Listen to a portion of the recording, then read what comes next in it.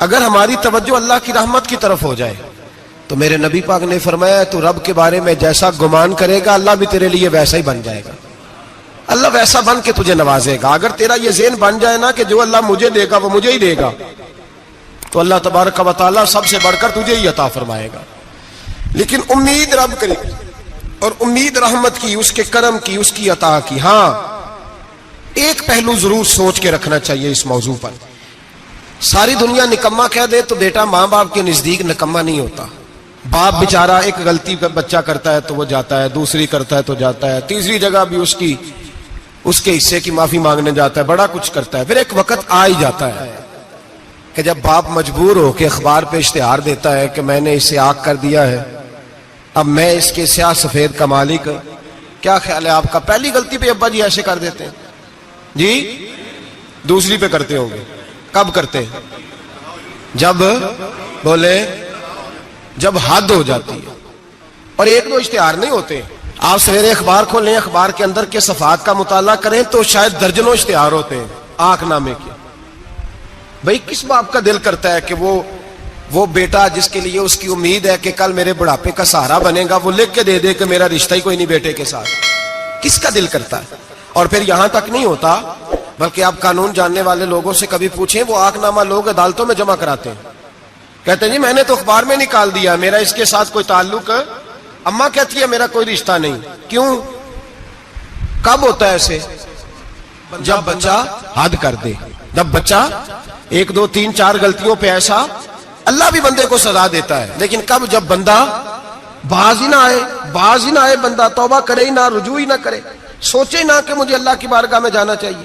ہم لوگ اپنا ایک ذہن بنا کے زندگی گزارتے ہیں, ایک ذہن بنا کے, بلکہ لوگ گناہوں کے نام بدل کے وقت گزارتے ہیں.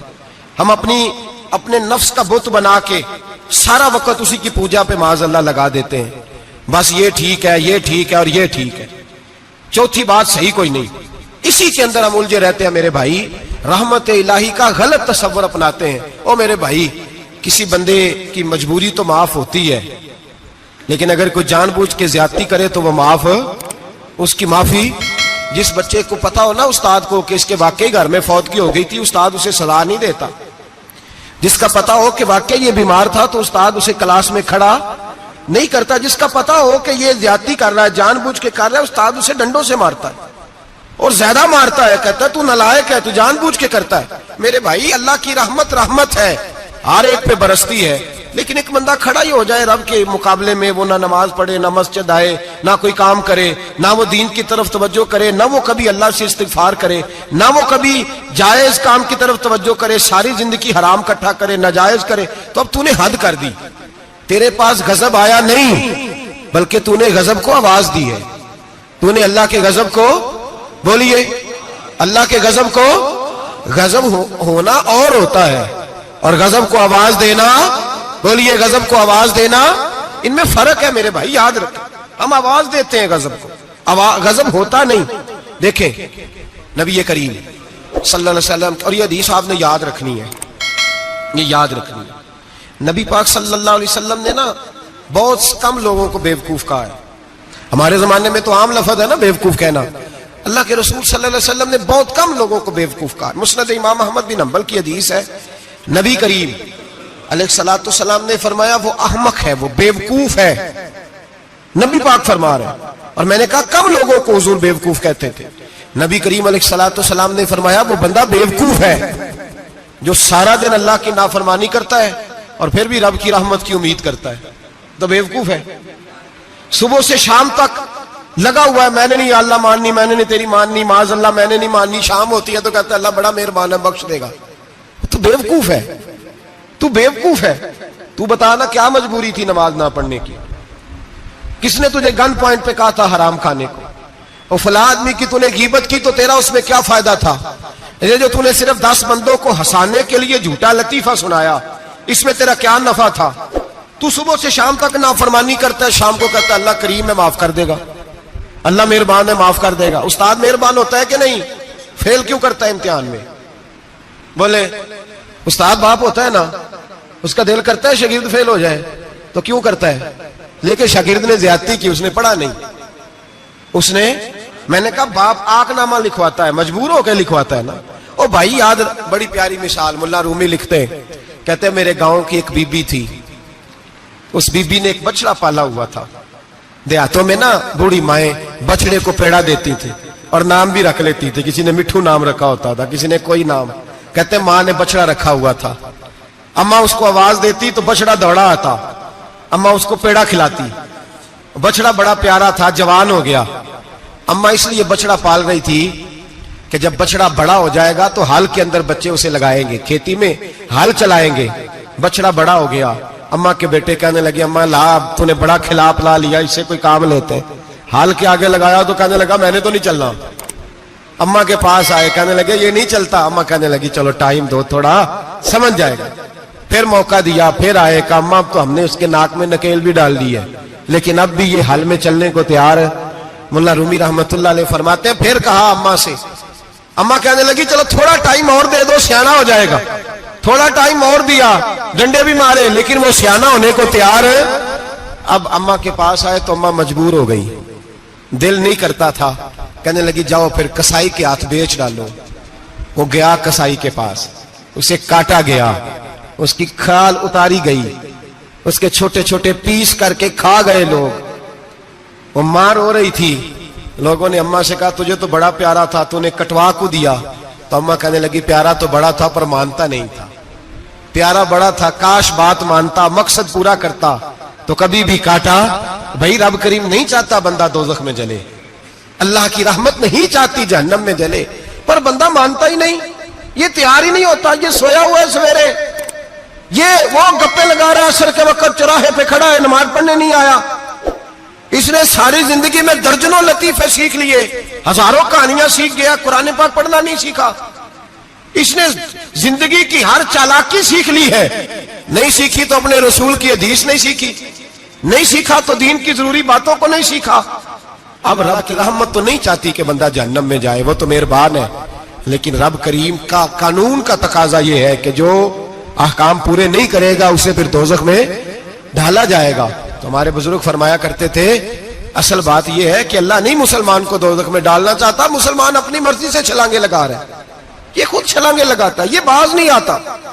آپ یقین کریں بڑی ذمہ داری کے ساتھ, بڑے خلوص کے ساتھ اور بڑی دیانتداری سے تجربے کی بات عرض کرتا ہوں, ہمارے بہت سارے گناہ ایسے ہیں جن گناہوں کا ہماری دنیا داری کو بھی کوئی فائدہ نہیں, کوئی فائدہ نہیں ہماری دنیا کو بھی اس غلطی کا. میری باتوں کی سمجھ آ رہی ہے آپ دوست؟ کچھ گناہ ایسے ہیں, ایک تو ہوتا ہے کہ دنیا کا کوئی فائدہ ہو, اس گناہ میں ہماری دنیا کا بھی کوئی فائدہ. جو آدمی جھوٹے لطیفے سناتا ہے, جھوٹ بولتا ہے, جھوٹ کوئی فائدہ نہیں اسے, لوگ 10 منٹ ہنستے ہیں اور باہر جا کہتے ہیں یار یہ تو کوئی غیر سنجیدہ آدمی, وہ عقل ہی نہیں. کیا فائدہ کمایا اس نے, کیا نفع لیا اس نے؟ جو آدمی بڑھ بڑھ کے باتیں کرتا ہے, 2 4 5 10 آدمیوں کی غیبت کر جاتا ہے, لوگ کہتے ہیں یار بڑا چغل خور ہے, کیا کمایا اس نے زندگی میں؟ کچھ حاصل کر لیا اس نے؟ ہمارے بہت سارے گناہ میرے بھائی وہ ہیں جن کا ہماری دنیا کو بھی کوئی فائدہ نہیں. تو کیوں نہ ہم ان گناہوں کو چھوڑ دیں تاکہ ہمارے دین کو تو فائدہ ہو جائے, دین کو تو فائدہ ہو جائے. صرف زبان کے ذائقے ہیں, کچھ دیر کے لیے ہماری طبیعت کے تقاضے ہیں, 10 منٹ کی مسکراہٹ ہے جس کے لیے ہم اللہ تبارک و تعالیٰ کا قانون توڑتے پھر جا رہا ہوں. میرے حبیب کریم علیہ السلام نے مسلمان کو کہا ہے کہ تیرا رب تو چاہتا ہے کہ بس تو آ جا, وہ تجھ پہ رحمت نازل کر دے گا. آنا تو شرط ہے کہ نہیں, آنا تو شرط ہے کہ نہیں. اچھا چلیں یہ بتائیں, جو آدمی 1 سے لے کر 31 تاریخ تک ڈیوٹی کرے اس کو تنخواہ لینے جانا پڑتا ہے کہ تنخواہ گھر آ جاتی ہے؟ بول کے بتائیں. پھر بھی جانا پڑتا ہے, وہ کہ میں نے ڈیوٹی پوری کی ہے, پھر بھی جانا پڑتا ہے. ڈیوٹی پوری کرنے کے باوجود تجھے تنخواہ لینے, اور ہو سکتا ہے کہ یہ بھی کہا جائے ابھی آئی نہیں کل آنا, ہو سکتا ہے یہ بھی کہا جائے پرسوں آنا, یہ بھی ممکن نہیں کہ فوراً.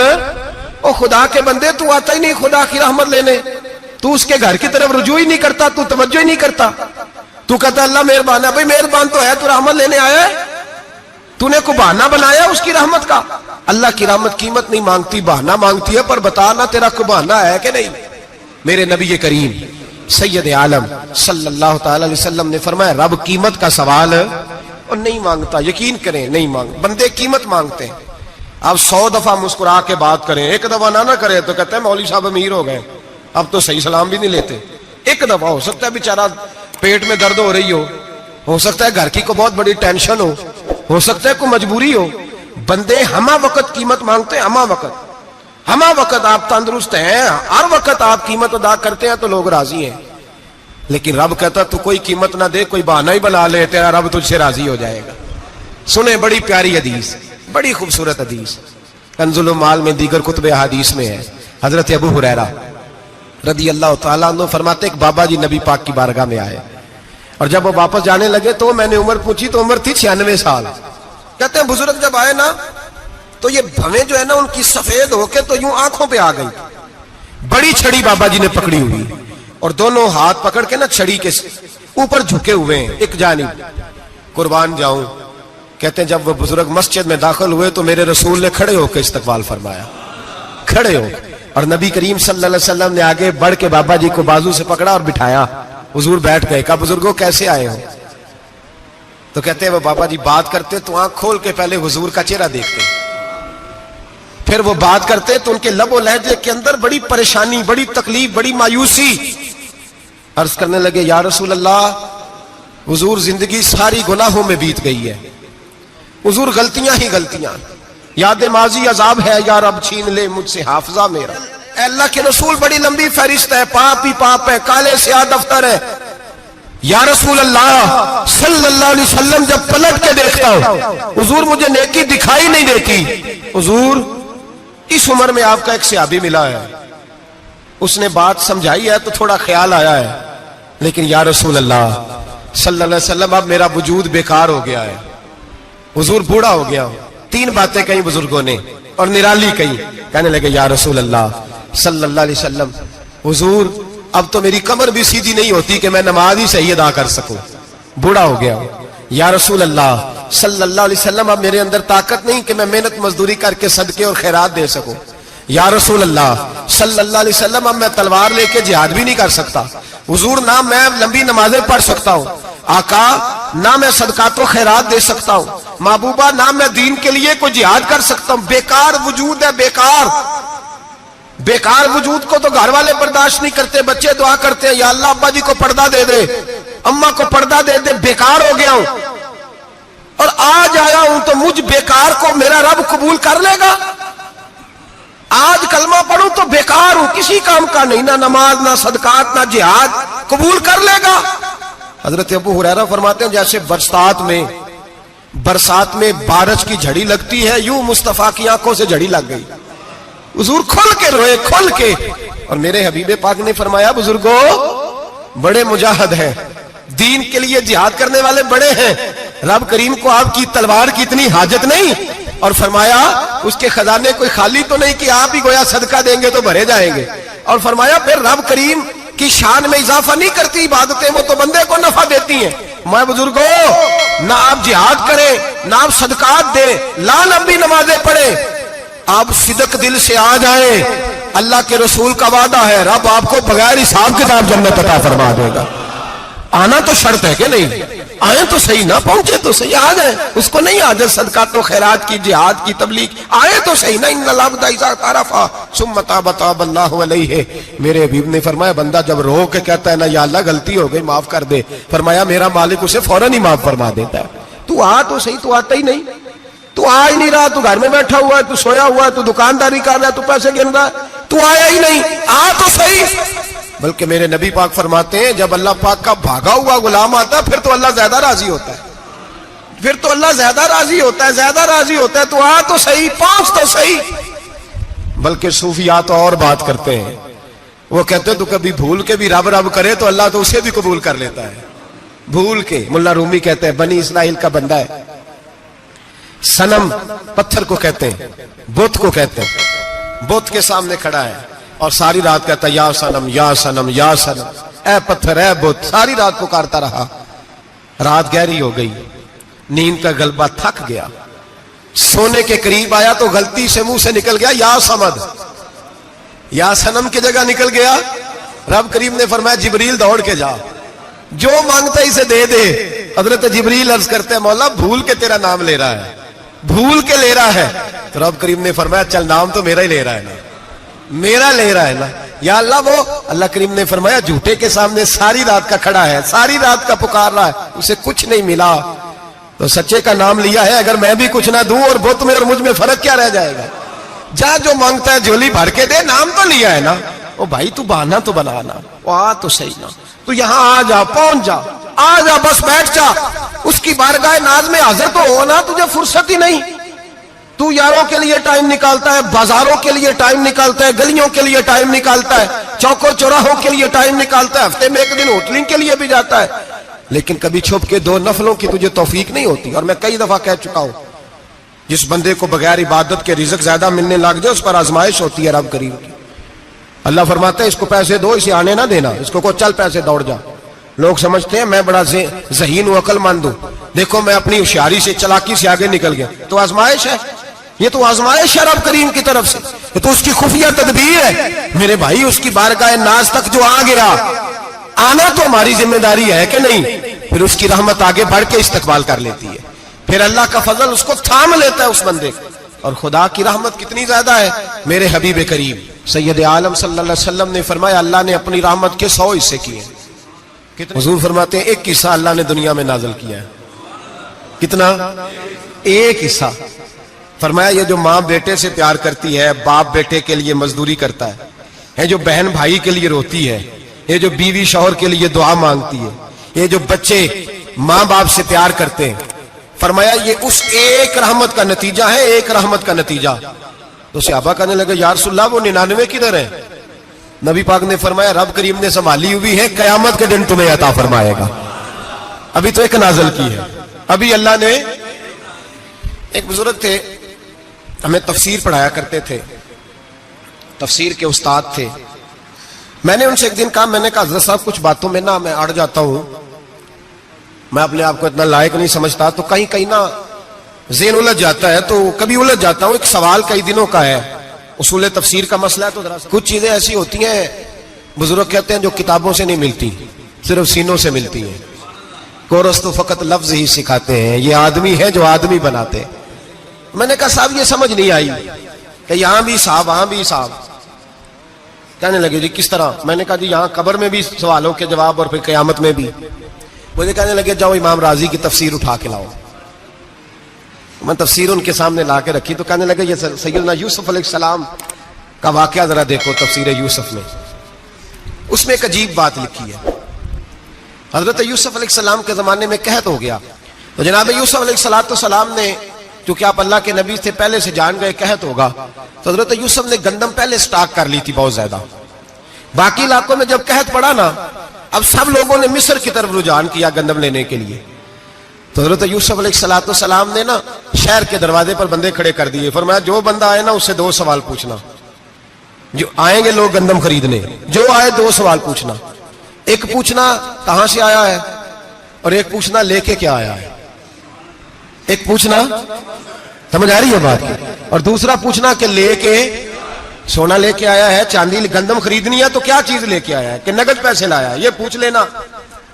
جو آئے 2 باتیں پوچھنا. ایک پوچھنا کہاں سے آیا ہے اور دوسرا پوچھنا کیا. ایک روایت میں 3 سوال بھی ہیں، لیکن فرمایا پوچھنا 2 سوال ضرور. انتظار تھا نا بھائیوں کا کنان سے آنے والوں کا. فرمانے لگے سب سے 2 سوال پوچھنا.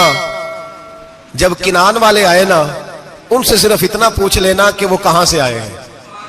اگر پوچھے نا کنان سے آئے ہیں تو پھر یہ نہ پوچھنا کیا لے کے آئے ہیں، پھر میں جیب میں خود ٹٹول لوں گا وہ کیا لے کے آئے. باقیوں سے 2 سوال. جب میرے بھائی آئے نا، بھائی بھائیاں دے ویری ہوندے تے بھائی بھائیاں دیاں باواں، جب میرے بھائی آئے تو ان سے یہ نہیں پوچھنا کہ وہ کیا، بس یہ پوچھنا کہ کہاں سے. اتنی بات پوچھنا، باقی میں پوچھ لوں گا. آپ فرمانے لگے رب بھی فرشتوں سے کہتا ہے تم قبر میں نا میرے بندوں سے زیادہ سوال نہ کرنا، بس یہ پوچھ لینا مجھے مانتے ہیں، میرے نبی کو مانتے ہیں.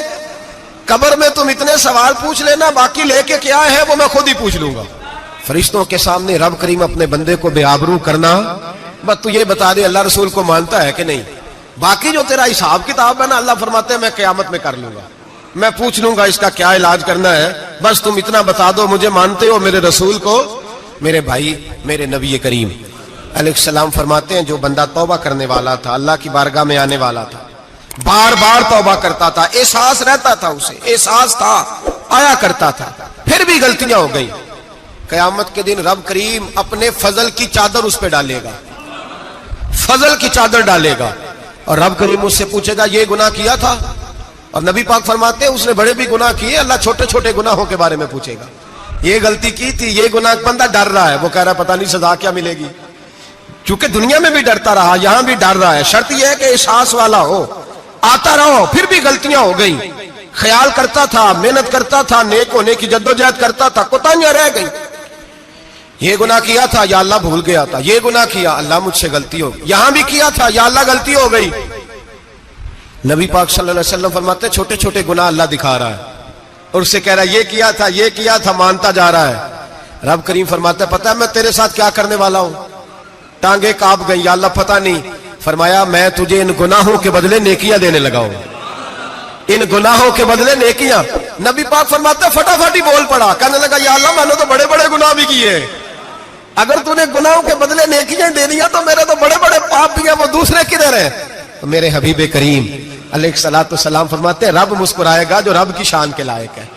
اللہ فرمائے گا تیرے دل میں احساس تھا, تو آیا کرتا تھا, تو توبہ کرتا تھا, تو میری بارگاہ ناز میں آتا تھا, پتہ تیرے اوپر چادر کیوں ڈالی ہے؟ یا اللہ نہیں.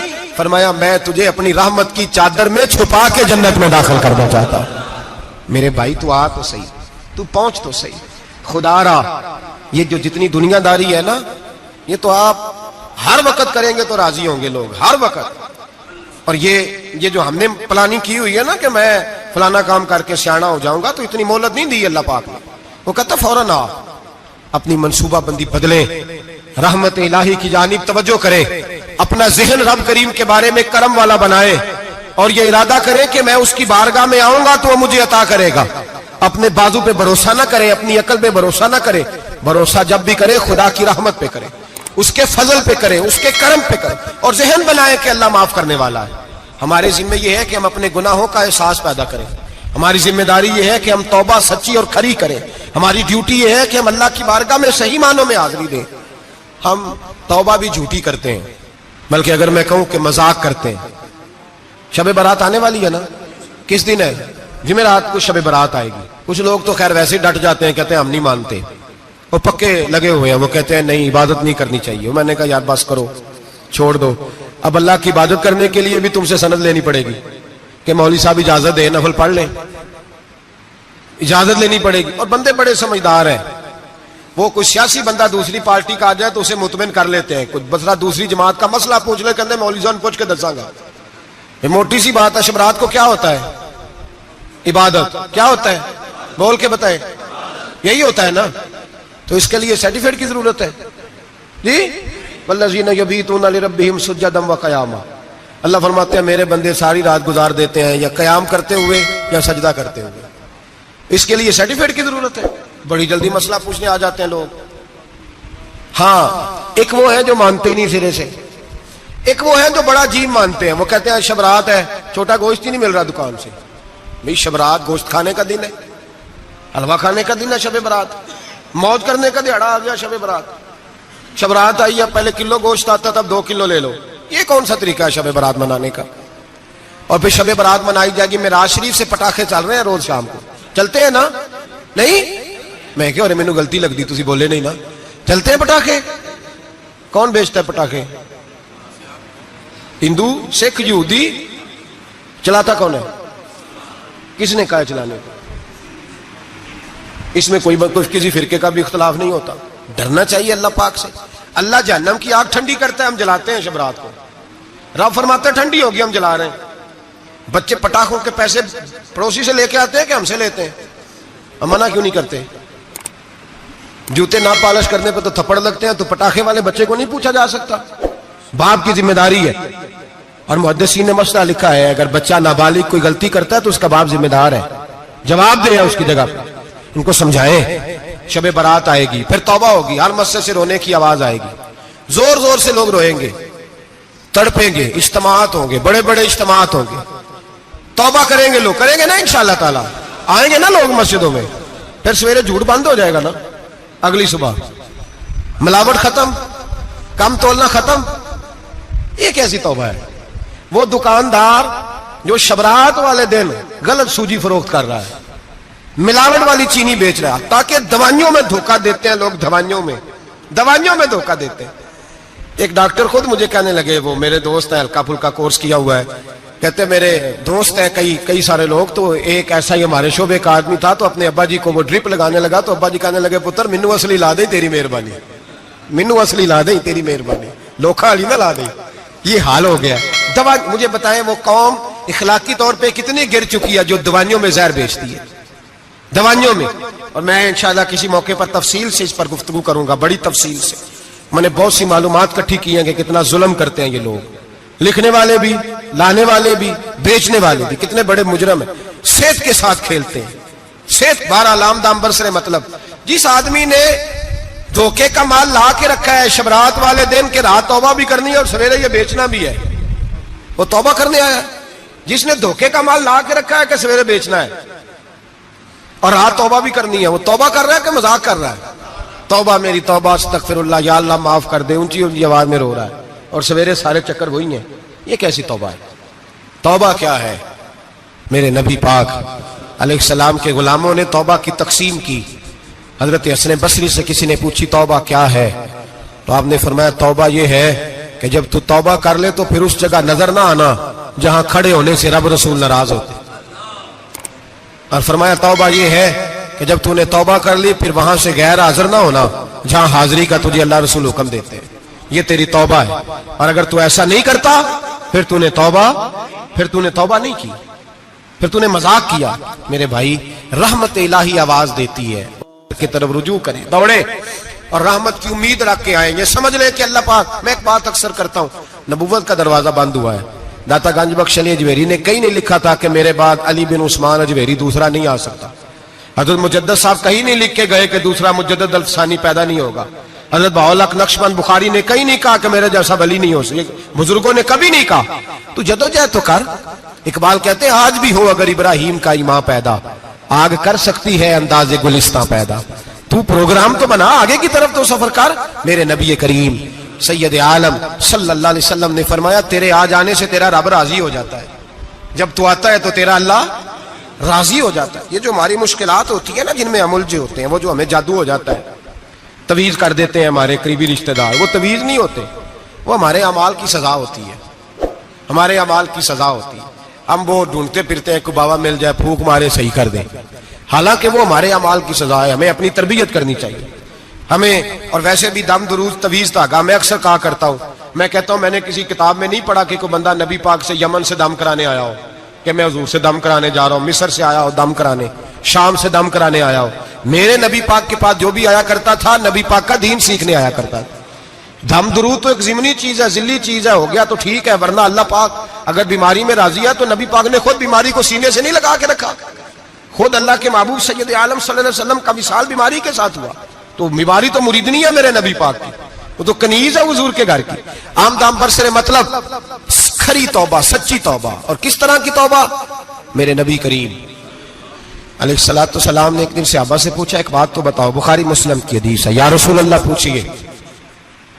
نبی پاک صلی اللہ علیہ وسلم نے فرمایا اگر کوئی آدمی صحرا میں سفر کر رہا ہو, بہت بڑا صحرا ہو, اونٹ پر اس کا سفر ہو, اور اس نے اونٹ پر کھانے پینے کا سامان باندھا ہو, پیسے بھی رکھے ہو, پانی بھی رکھا ہو, تھک گیا سفر کرتا کرتا, درخت کی ایک ٹہنی کے ساتھ اونٹ کی نکیل باندھی اور درخت کے نیچے لیٹ گیا آرام کرنے کے لیے.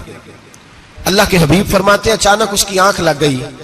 جب جاگا تو اس نے دیکھا کہ اونٹ تو غائب ہو گیا ہے, اب نہ کھانا ہے, نہ پانی ہے, نہ پیسے ہیں, اور صحرا بڑا لمبا ہے, پیدل سفر بھی نہیں کر سکتا. تھوڑا سا ڈھونڈا, پھر موت کا انتظار کرنے لگا, سوچنے لگا اب موت آئے گی, اب مر جاؤں گا. اللہ کے محبوب فرماتے ہیں تھوڑی دیر گزری, جب بالکل مایوس ہو گیا تھا تو اچانک نظر پڑی تو اونٹ اس کا سامنے کھڑا تھا. نبی پاک سے صحابہ سے پوچھتے ہیں بتاؤ, اس کی کل کائنات اجڑ گئی تھی, رات ضائع ہو گئی تھی, ہر شے لٹ گئی تھی, دوبارہ اسے مل گئی ہے, بتاؤ اسے کتنی خوشی ہوگی. صحابہ کہنے لگے یا رسول اللہ نئی زندگی مل گئی اس بندے کو, وہ ساری دنیا سے زیادہ راضی ہے. تو میرے کریم رسول صلی اللہ علیہ وسلم نے فرمایا رب کریم کا نافرمان بندہ جب اس کی بارگاہ میں آ کے توبہ کرتا ہے تو اللہ اس سے بھی زیادہ راضی ہو جاتا ہے. نافرمان جب آ کے کہتا ہے یا اللہ معاف کر دے آئندہ نہیں کرتا, میں اللہ تو راضی ہو جاتا ہے. اور حبیب پاک علیہ السلام فرماتے ہیں وہ اتنا کریم ہے, جب بندہ اپنے رب سے صلح کر لیتا ہے, توبہ کر لیتا ہے, تو اللہ زمین کو کہتا ہے تو بھول جا میرے بندے نے گناہ کیا ہی نہیں. آسمان سے کہتا ہے تو بھول جا میرے بندے نے گناہ کیا ہی نہیں. پھر رب کریم فرشتوں سے فرماتا ہے کہ مٹا دو جو تم نے لکھا تھا, میں نے اپنے بندے کے ساتھ صلح کر لی ہے. شب برات کو آئیں گے مسجد میں انشاءاللہ. کتنے بجے؟ جو سوچے ہی نہیں ہے اس پاسے تھے. عصر کے وقت مسجد آئیں شب رات. کتنے بجے جی؟ عصر کے وقت آئیں, غسل کریں, مسجد آئیں. عصر کے بعد درود شریف پڑھیں اور مغرب سے لے کر فجر تک عبادت کریں. مغرب میں شام شروع ہو جاتی ہے. ایک رات جاگ کے دیکھیں, جاگنا پڑتا ہے. مریض ہو جائے تب بھی جاگنا پڑتا ہے, دکھ لگ جائے تب بھی وہ جگا لیتا ہے. بڑے بڑے جاگتے ہیں, بڑے بڑے جاگ لیتے ہیں, وہ جگا لیتا ہے. تندرستی بھی, صحت بھی, دولت بھی, اے سی بھی, پلنگ بھی بڑا اچھا, لیکن اگر وہ نیند نہ دینا چاہے تو بندہ ساری رات ہی تڑپ کے جاگتا ہے, تڑپ کے. اور بھوکا اتنا, روٹی کا بھوکا اتنا پریشان نہیں ہوتا جتنا نیند کا بھوکا پریشان ہوتا ہے. الجھ جاتا ہے انسان, وہ جگا لیتا ہے قبل اس کے کہ وہ خود جگائے, خود بخود جاگ جائے. مغرب سے لے کر فجر تک نماز پڑھیں, ذکر کریں, درود پاک پڑھیں, محفل میں شرکت کریں. میرے رسول کریم علیہ الصلوۃ والسلام کی پیاری زوجہ ام المومنین سیدنا عائشہ صدیقہ رضی اللہ تعالیٰ عنہ کہتی ہیں حضور رمضان کے علاوہ سب سے زیادہ روزے شعبان میں رکھتے تھے, گویا پریکٹس ہوتی تھی رمضان کی. میں نے عرض کیا یا رسول اللہ صلی اللہ علیہ وسلم اتنے روزے کیوں رکھتے ہیں, ابھی رمضان تو آگے ہے. تو نبی پاک نے فرمایا عائشہ اس مہینے میں بندے کا عمل اللہ کی بارگاہ میں جاتا ہے, میں چاہتا ہوں جب میرا عمل جائے تو میں نے روزہ رکھا ہوا ہوں. کثرت سے روزہ رکھیں اور میرے بھائی بدل جائے. میرے نبی پاک نے فرمایا غنیمت جان اگر صحت ہے تو بیماری آنے سے پہلے غنیمت جان جا, یہ چلی جائے گی. بیمار آدمی سے کچھ بھی نہیں ہوتا, غنیمت جان لے لمحوں کو کچھ کر لے. اور اگر تیرے پاس فرصت ہے تو غنیمت جان لے مصروف ہونے سے پہلے. میرے حبیب کریم سید عالم علیہ السلام کے غلام فرماتے ہیں کہ نبی پاک صلی اللہ علیہ وسلم نے ہمیں مثال دے کے سمجھایا. مدینے میں جو قبیلہ سب سے زیادہ بکریاں پالتا تھا وہ بنو کلب کا قبیلہ تھا, اور فرماتے اتنی بکریاں تھیں کہ ان کی بکریاں ہم نے کبھی نہیں گنی تھی.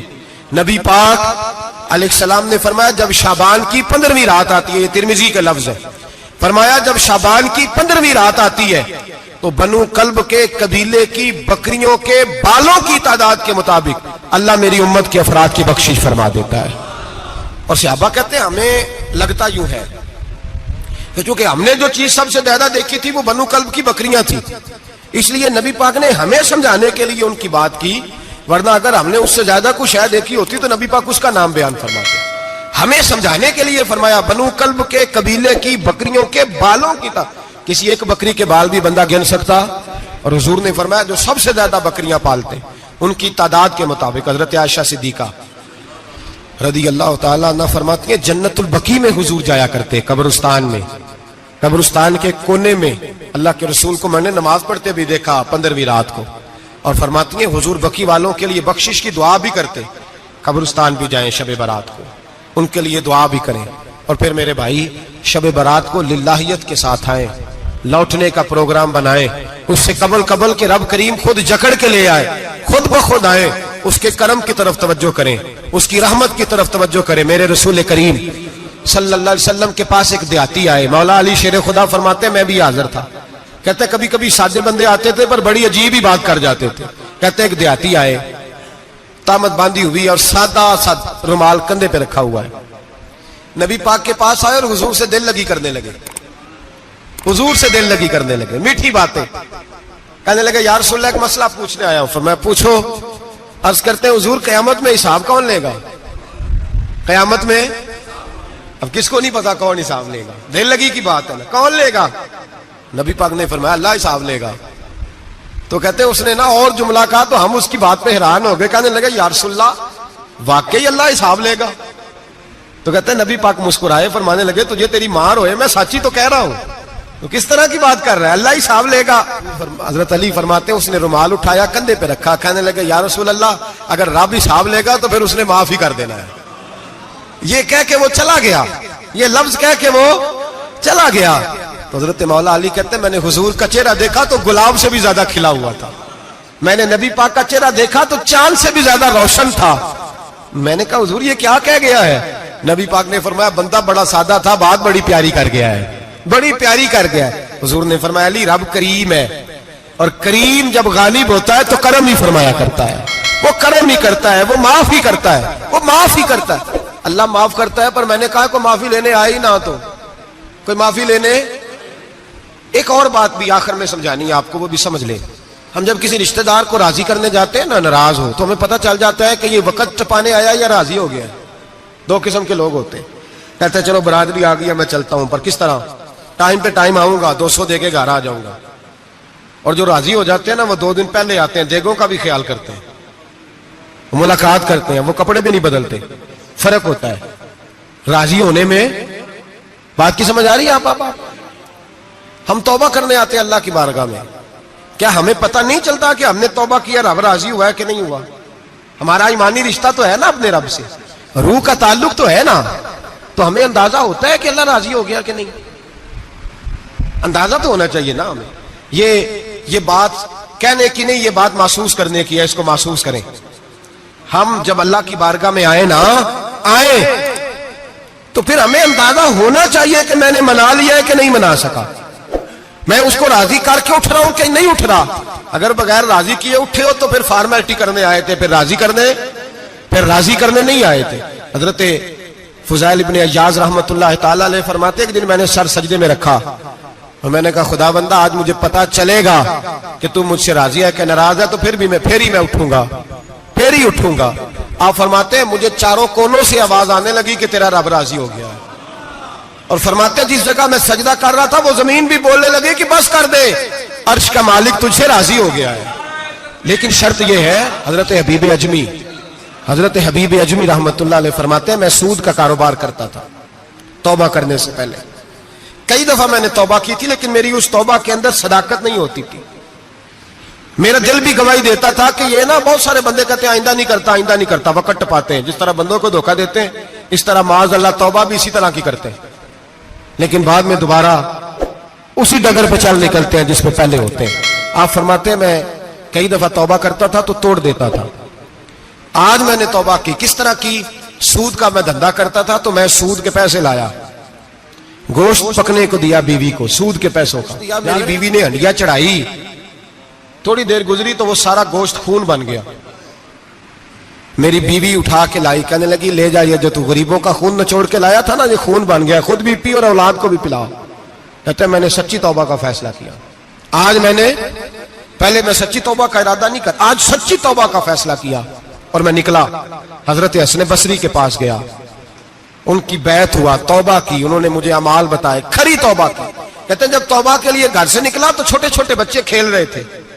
ایک بچہ کہنے لگا پیچھے ہٹ جاؤ, بہت بڑا سودیا ہے, اس کا سایہ بھی پڑ گیا تو ہمارے اندر نحوست آ جائے گی, پیچھے ہٹ جاؤ, سود کا دھندا کرتا ہے.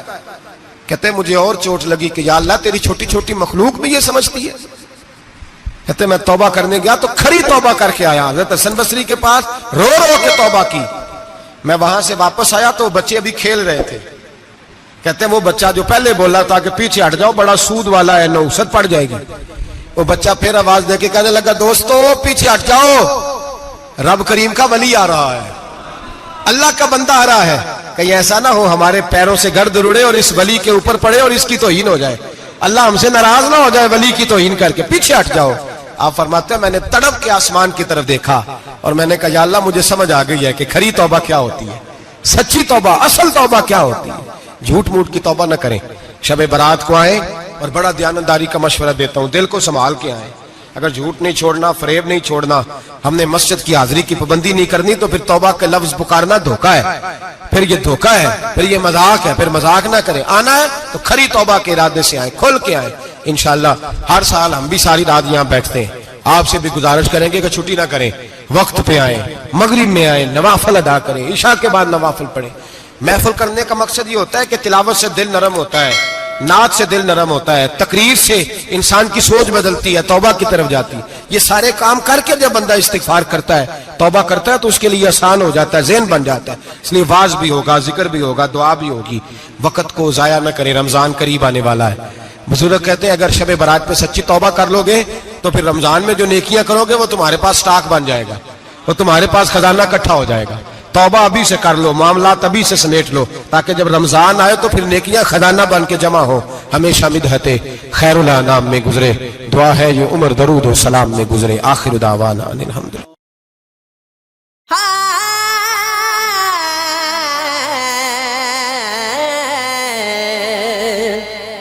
دین سے دور نہ مذہب سے الگ بیٹھا ہوں، دین سے دور نہ مذہب سے الگ بیٹھا ہوں. تیری دہلیز پہ ہوں سب سے الگ بیٹھا